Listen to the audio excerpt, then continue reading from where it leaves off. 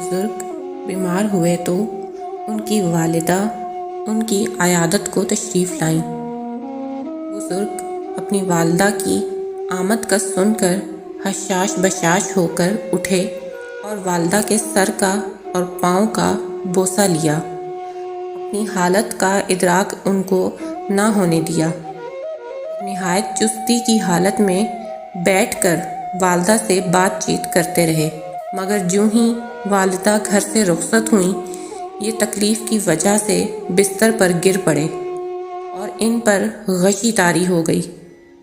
جب ہوش آیا تو اہل خانہ نے پوچھا کہ آپ نے اس طرح اپنے آپ کو مشقت میں کیوں ڈالا؟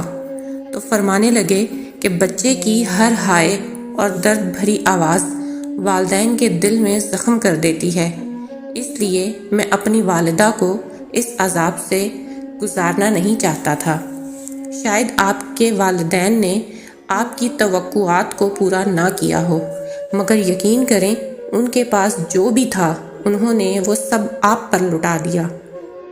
ہم زندگی کی رونقوں میں مشغول ہوتے ہیں تو بھلے والدین کو بھول جائیں، لیکن دکھ میں سب سے پہلے وہی یاد آتے ہیں۔